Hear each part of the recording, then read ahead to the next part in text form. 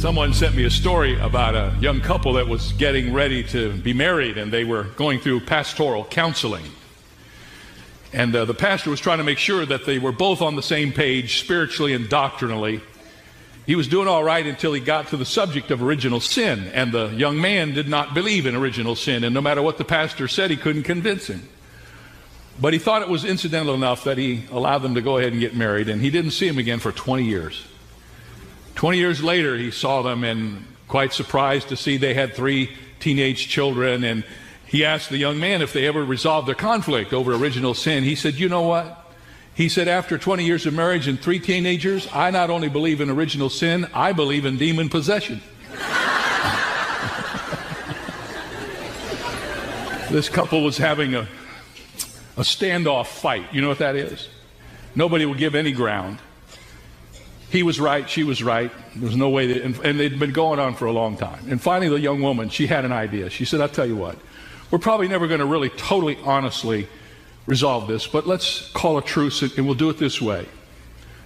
I'll say I'm wrong, and then you just come back and say that I'm right. He said, okay. She said, I'm wrong. He said, you're right. That's how it works.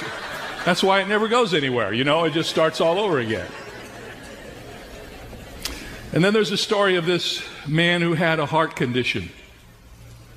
And he went to see his cardiologist, and his cardiologist told him that his situation was putting him in great jeopardy, that he needed to make major lifestyle changes, and that if he didn't, there wasn't anything medically he could do to help him.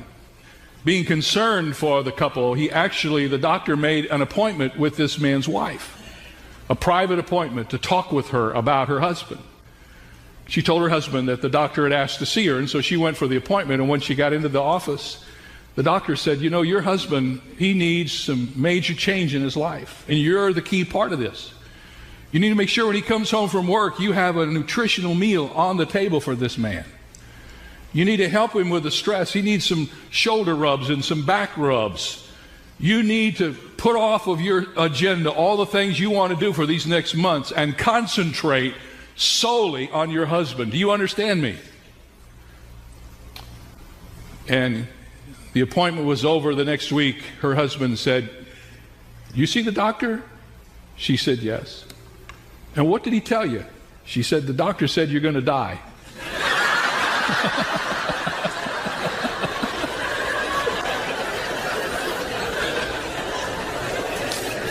I don't think the Song of Solomon teaches us that, do you? I think we should just put that away. But anyway, thank you for your love of laughter. And today we're going to talk about rekindling the fire in marriage from the Song of Solomon, chapter 5, verse 9 through the 6th chapter and verse 10.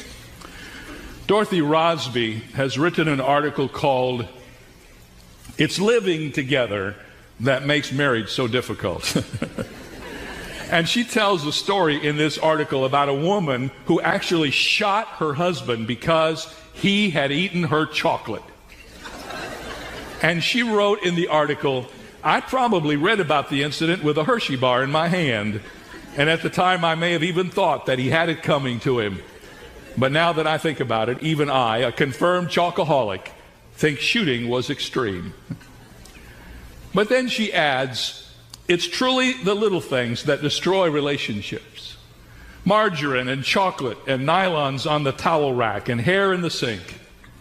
She said, I once heard about a couple who fought for more than 4 hours over one rubber band. He had it and she wanted it. Part of the problem is that God made opposites attract. Savers marry spenders. Neatniks pair up with slobs. And early birds team up with night owls.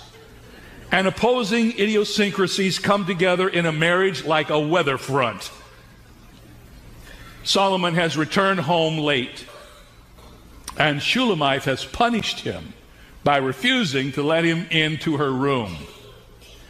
After this incident happened, she had some second thoughts. And she changed her mind and realized that she had done the wrong thing, and so she went back to the door to let Solomon in. But alas, he had already gone. It was too late. And in a panic, she goes to the daughters of Jerusalem, who we've sort of identified as her friends, And she asked her girlfriends to help her find her husband. Now, the extended section that follows that we're going to look at today provides some very helpful insights about keeping the fires of romance burning in a marriage. And the principles of harmony and reconciliation are everywhere in this section. We're going to divide it up into two different zones, if you will. First of all, we're going to talk about what a husband needs from his wife. And then we're going to talk about what a wife needs from her husband. Let's talk for just a moment about what a husband needs from his wife. This section that we're going to begin in the 9th verse of the 5th chapter is introduced with a question from the lips of the daughters of Jerusalem, or from the girlfriends of Shulamite. The question makes us realize that these two passages aren't incidentally put together, but they're connected. In the 9th verse of the 5th chapter, we read these words, the daughters of Jerusalem speaking. What is your beloved more than another beloved? O fairest among women, what is your beloved more than another beloved, that you so charge us? And you can almost hear them saying this. They're literally saying to Shulamite, why should we go to all the trouble to help you find Solomon? What makes him so special that we should go out of our way to locate him? And Shulamite responds to their question by giving them a description of Solomon as she sees him. And in her answer, she uncovers some critical needs that only a wife can fulfill. First of all, we learn that a husband needs you to be his cheerleader and champion. In verses 9 through 15, we'll see this illustrated. It is interesting as you read the Old Testament, and if you read any literature that goes back to those times, you will find in many of the ancient Near East writings ornate and detailed descriptions of the beauty of women at that time. We saw one recently in the 4th chapter of the Song of Solomon. But you almost never see any description of the male. But in our text today, we're going to see one, and in many ways, it is the only way that we would ever know anything at all about the way Solomon looks. See, they didn't have cameras back in the Old Testament. And even though we have today some artist renderings of the way they believe Bible personalities looked, we do not even know for sure what Jesus looked like. We do know he looks different than most of the portraits of him, because when we read the Bible, we begin to learn about his outward appearance just a bit. When we're finished today, we're going to know a lot about Solomon. We'll know almost as much as if somebody handed us a picture. But it's going to be just a bit jaded, because, you see, it's the picture of Solomon through the eyes of his wife. And let's hope, men, that we always look better there than we ever look anyplace else. In essence, this is the only way we would know about King Solomon. And as we learn about him, we learn some things that can help us. First of all, what does your husband need you to be? He needs you to be his cheerleader and champion. And one of the ways you do that is to affirm his identity. Shulamite begins in verse 10, answering the question of her girlfriends about why her Solomon was so special. She says, my beloved is white and ruddy, and chief among 10,000. The litany of compliments on the part of Shulamite begins with a statement that seems to be self-contradictory. She says, my husband is white and he's ruddy. Now, you can't be white and ruddy. Ruddy means reddish, a little darker complected. And she said he's white and he's ruddy. And you don't know how to translate that until you look up the word white, and you discover that one of the meanings of the word white is the word dazzling. So she's basically saying, my husband is dazzling. And in case anyone would doubt what she means, she follows up the comment with this statement: he is chief among 10,000. He's one in a million. He's unique and distinctive. And in her eyes, there's nobody like Solomon. Now, when we're finished today, you're going to look around at your husband and you're going to compare him to the descriptions. You're going to say, but, you know, give me a husband like that and I'll be affirming. But you have to understand something. The husband that God gave you is the husband you're to affirm. And every husband has beauty in the eyes of his wife, and every wife surely has beauty in the eyes of her husband. So affirm his identity. Then notice, secondly, she affirms his intelligence in verse 11. She says his head is like fine gold.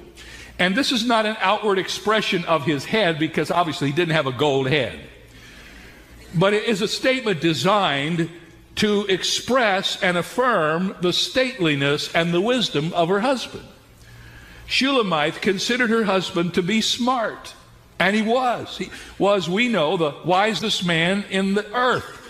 And the Bible says there was never anybody wiser than him before him, and never anybody wiser after him. So she didn't have any trouble affirming his intelligence. But ladies, however hard you have to work to do this, you have to find some way to affirm your husband's intelligence. Because there's not anything that I know of that will discourage a man than for his wife to make comments that demean his intellectual ability. And you can help him so much. You don't have to say things that are untrue, but you can do some research and find a few things that are true and affirm them. Affirm his identity, his intelligence, and now she's going to affirm his individuality, his uniqueness, his specialness. She enters into a full-length description of Solomon from head to toe. She actually makes specific comments about 9 different parts of his body. And she obviously considers him to be the most handsome man on this earth. First of all, she talks about his hair. Verse 11, his locks are wavy and black as a raven. His hair is black and wavy. And apparently Solomon's hair was curly, wavy, curly, and it was very long, and it hung in wavelets, as you will, over his shoulders. Worn long and black as a raven. Interestingly enough, we already learned that Shulamith's hair was black as well. And that is not uncommon in Israel. You often find the people of Israel with black hair. And this helps explain his hair being full of the dew of the night when he comes home to Shulamith late. We remember that one of the things that indicated what time he got back home was that the Bible says his hair was full of the dew of the night, which falls in Palestine later on beyond the evening time. And so here's Solomon with his long curly hair, and he comes home late and his hair is all wet. It's full of the dew of the night. Shulamith goes on now to talk about his eyes. His eyes are brilliant and winsome. Verse 12, his eyes are like doves by the rivers of the waters, washed with milk and fitly set. And the best I can explain this is Shulamith pictures the dark irises of Solomon's eyes surrounded by the white of his eyes, and she looks at that and she says it's like a dove bathing in milk. And she sees his eyes as so perfect, and she says they're fitly set in his head like diamonds. Are you getting the picture? Then she talks about his cheeks, and she says his cheeks are bearded and fragrant. Verse 13, his cheeks are like a bed of spices, banks of scented herbs. And the words banks of scented herbs are words translated to grow hair. Solomon had a beard, and the cologne or perfume was in his beard, making it sweet smelling. And then she talks about his lips, and she said, his lips are bright and red. His lips are lilies, dripping liquid myrrh. His lips are red, not white. They're sweet, not bitter. And as in the earlier references to the lips of Shulamith, this is probably not only a reference to his lips and their formation, but also to the words that may have come from his lips. And then she says, his arms are bronzed and strong. Notice verse 14, his hands are rods of gold set with beryl.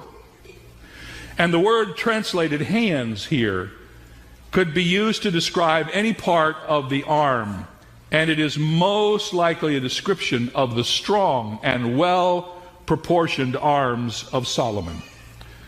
He had guns. He had some strength.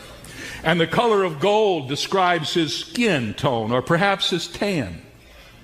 Now, just review for a moment what this woman sees in her man, and you're beginning to see she considers him to be the most unusual specimen of humanity her eyes have ever fallen upon. Next, she says his torso is built and chiseled. Verse 14 says his body is carved ivory inlaid with sapphires. Solomon not only had guns, he had a six-pack. Men, how would you like to have a body that is described as carved ivory? I must confess to you, no one has ever said that to me. And that is exactly how Shulamite thought of Solomon. In our day, he would have been a regular at some local fitness center. And Delitzsch, the Old Testament commentator who writes about these Old Testament books, has an interesting thought here. He says, inlaid with sapphires means nothing else than the blanching blue veins under his white skin. Have you ever seen a guy who's really buffed up and he's got real strong muscles, and you can literally see the veins in his muscle and under his skin? That's what she's saying. And she's not through. She said his legs are big and powerful. His legs are pillars of marble set on bases of fine gold. This description of Solomon's legs was intended to reflect strength and muscular and athletic contouring of the thighs and of the calves. And the bases of fine gold refers to his feet. The pillars of his legs are down on bases of gold. So she's saying Solomon has strong legs and good feet. And then she speaks of his face in verse 15. His countenance is like Lebanon, excellent as the cedars. One author says that it is impossible to describe a mere man in terms of the majesty of Lebanon. But we cannot forget that in Shulamite's eyes, her lover is beyond comparison. She's reaching for anything she can find to describe the way she feels about him. And finally, his mouth is beautiful and sweet. And this is more of a description again of Solomon's words than of his actual mouth. We might better say his words are sweet. Eugene Peterson, who's given to us the Message, which is the paraphrase of all of the Bible, he paraphrases that verse this way. He says, his words are kisses and his kisses are words. And then, as if she might have forgotten something that she should have said, Shulamite sums it all up in verse 16 when she says, yes, he is altogether lovely. And remember, she's just answering a question her girlfriends asked her. And she goes off into this soliloquy. They ask her the wrong question. Why is Solomon so different than anyone else? Why is your beloved beyond any other beloved? In other words, why should we take our time and go find Solomon? You want to know? Here it comes. In this long speech from Shulamite about Solomon. She knew she needed to be his cheerleader and his champion. And even though she's not saying these words to Solomon, Solomon will hear them. And she's describing in glowing terms the one she loves.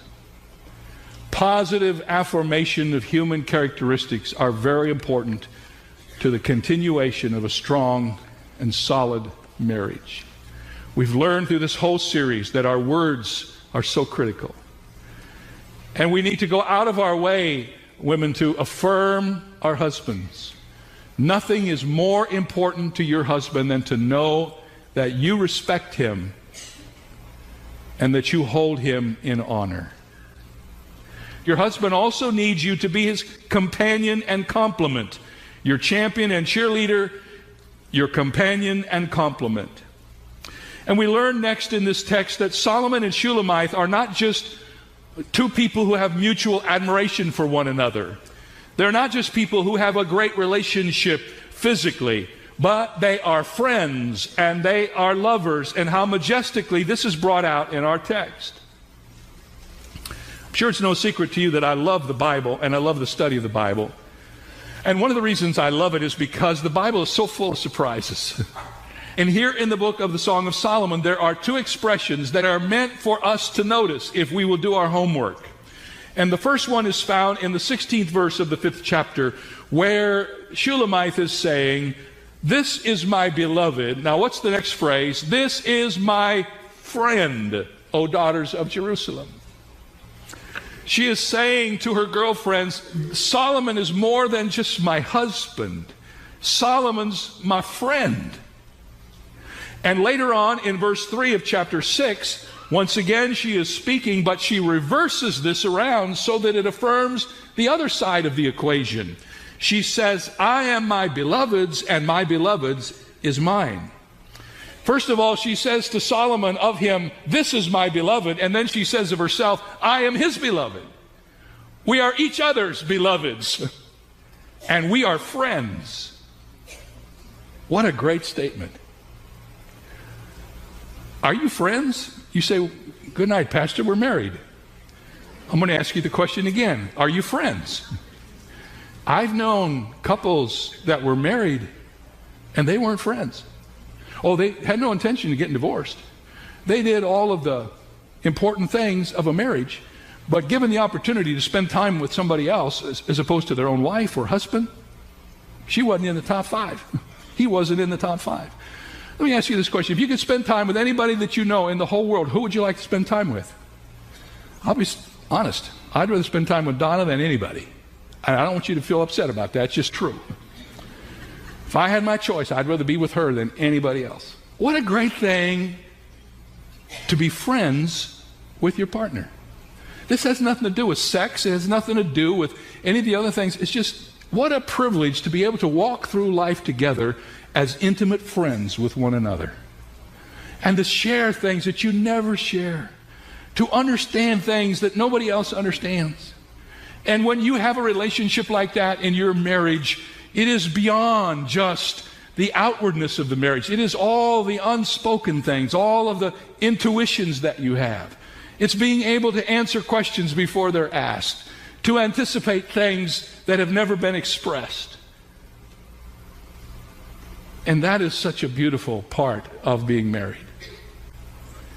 And one of the things that is joyous for us is that our marriage has endured now these years and all of the history that we have known together. And I've known Donna for the vast majority of my life now.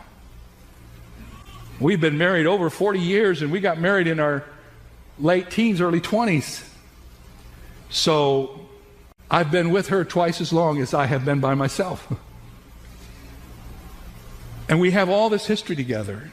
And when we travel and when we serve, we remember people, and people come up to see us that call out a memory from some memory in our life 20 years ago. And I tell you, the treasured memories of a married couple who stays focused on the Lord and on each other is one of the greatest gifts you will ever have.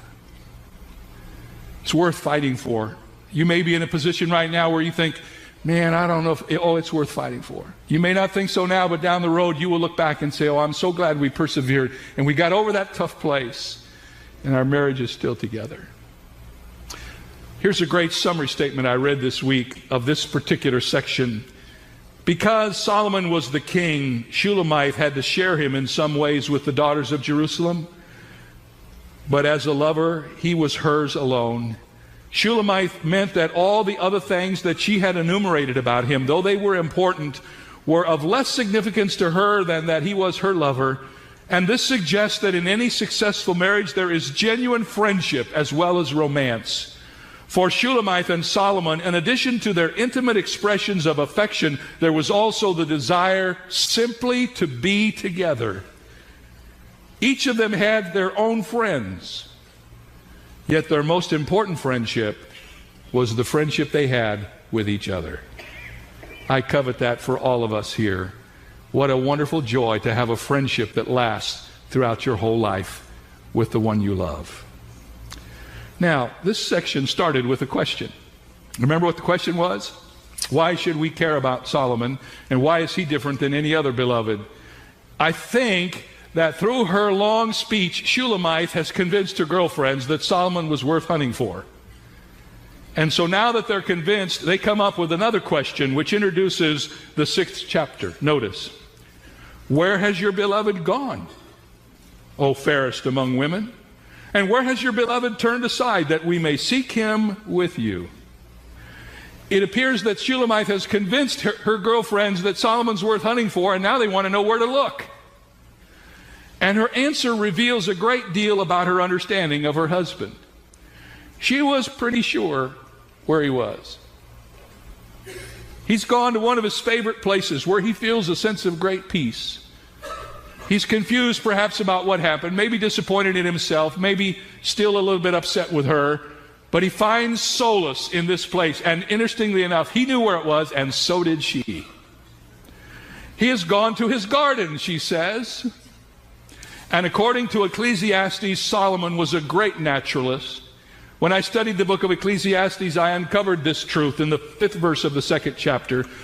Here we read Solomon saying, I have made myself gardens and orchards, and I planted all kinds of fruit trees in them. There's more about this in the Proverbs and in Ecclesiastes, but Solomon was a naturalist. He loved being in the gardens that he had planted. Shulamite, where shall we find your husband? Well, I'm not sure where he is, but I would guess he's probably in his garden. If that happened to you ladies, do you know where your husband would be? Working on his car, fishing, hunting, playing golf. Do you know the passion of his life? Do you know where he goes to gather his thoughts? Shulamite did. She was not only his wife and his lover, she was his friend, and she knew him. And the Bible tells us, men, that we are to take that seriously. We're to live with our wives, what does the scripture say? According to what? Knowledge. We're to know our wives. This turns it around on the other side, but we're to know our wives. Somebody said, get a notebook and take notes on her. Get to know her. You will refer to it often. I don't know that you need to do that physically, but you need a notebook up here. You know some things that you will never do again. Do you not, men? Amen. Amen. Can I tell you one of the things I did that I wish I'd never done? Several years ago, when I was still running, before my knees started to give me grief, I was trying to get Donna involved in running with me. And we were doing a little bit of it, mostly fast walking, but running. So it was her birthday. And I bought her a really expensive pair of running shoes. And it was not appreciated, I will tell you. I regretted that for many, many weeks. It became a joke between us. It wasn't a very romantic gift. We learn by the things we do that we wish we hadn't done, but we learn because we have a desire to know this one that we've committed our life to. Isn't that, if you really love somebody, you want to know everything about them. You want, intimacy is the total revelation of oneself to another, and only in a marriage is that possible. Well, that's what a husband needs from his wife. And I don't have very much time to talk about what a wife needs from her husband, only because we have talked a lot about that, and there's a great deal of repetition here, but let's go through the rest of this. There's some important points that we need to make. Much of what Solomon says to Shulamite in the next few verses sounds familiar to us.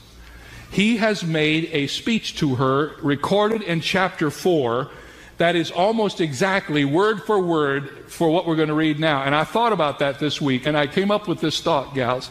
You should not expect a man to actually come up with something original every time.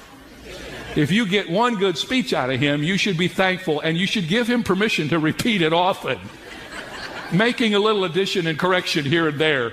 But we're not given to long original speeches, most of us.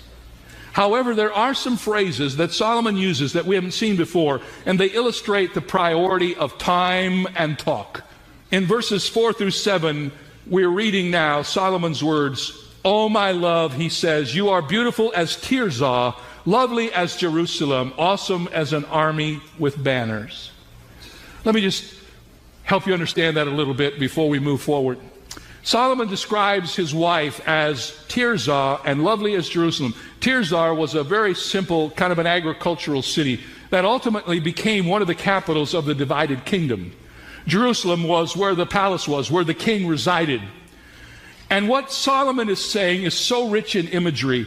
And he's saying, even though no cities could be more different than each other, what Solomon is saying is that his wife's beauty, as is simple and innocent and fresh as the little agricultural city of Tirzah, and it is so majestic and elegant that it's like the city of Jerusalem. She has a unique and unspoiled beauty, and yet her beauty is also very majestic. All I can say is good speech, Solomon. In the last part of verse 4, King Solomon says that his wife is awesome as an army of banners. And it's such an important thing to him that he repeats it again in verse 10. Now, only someone like Solomon could fully understand the intent of these words. You see, Solomon was a military man, not just a naturalist. He was a man for all seasons. He was a great military leader. And on many occasions, he had witnessed the army marching forward behind the banners of the nation. And the intent here is that such a sight to Solomon was overwhelming. It was intoxicating. It was intimidating. And he is saying that Shulamite's beauty exercised the same kind of influence over him that he felt when he stood in that royal regal procession behind the banners of the nation. And as a side note, it was the power of women to so influence the king that caused his ultimate failure. He was mesmerized by the women of foreign nations. He married them. He ultimately began to worship their pagan gods, and God said, that's enough. You get to the end of Solomon's life, he was in his 50s. And for all intents and purposes, he had sinned away his opportunity to lead. Solomon had a weakness for women. We can say that. If a man has 700 wives, 300 concubines, you'd say he has got a weakness for women. But at this particular stage in his life, his weakness is only for one woman. It's for the woman Shulamite. He illustrates the importance of a wife needing our time and our talk, and he expresses his love for Shulamite. And then your wife needs tenderness and touch. In the 8th through the 10th verse of the 6th chapter, we read some interesting words. In fact, these words are arresting if you study this book. Listen to these words. There are 60 queens and 80 concubines, and virgins without number. My dove, my perfect one, the only one of her mother, the favorite of the one who bore her. The daughters saw her and called her blessed, the queens and the concubines, and they praised her. Now, first of all, what is Solomon saying? Solomon's tenderness toward his wife is borne out now in the comparison that he makes to all of the other women who resided in or near the palace. He says that Shulamite is the favorite of her mother. She is loved by all the daughters of Jerusalem, and her beauty is so awesome that even the other women in the palace call her blessed and praise her. When we first read this statement about the 60 queens and the 80 concubines, we're caught off guard. Didn't we understand that Solomon's relationship with Shulamite was at the very early part of his reign, before he had sought after many wives and disobeyed the Lord? How can we understand this comment? First of all, we must realize that this is very different from the description of Solomon in his later life. 1 Kings chapter 11 and verse 3 says that Solomon had 700 wives and princesses and 300 concubines at the end of his life. Surely what is said here isn't even close. But there must be some explanation, because we do believe that Solomon is in love with Shulamite, and at this point in time he has not become what we would today call a polygamist. He is a one-woman man, yet we have this description. And finally, if you dig deeper, you'll discover what was going on.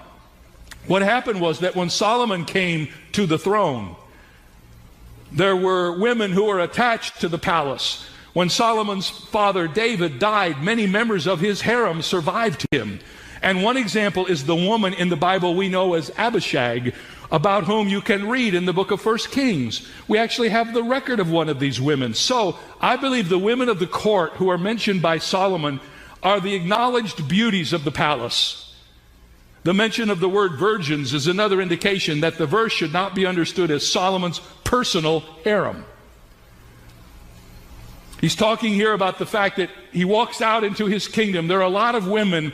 You can just imagine that in the palace of Israel, there'd be a lot of beautiful women hanging around. I'd hesitate to call them groupies, but they were just hanging around the palace.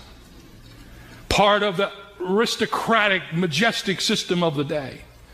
All that Solomon is saying is, when I look out at all these women and I look into the eyes of my Shulamite, she's more beautiful to me than all of them.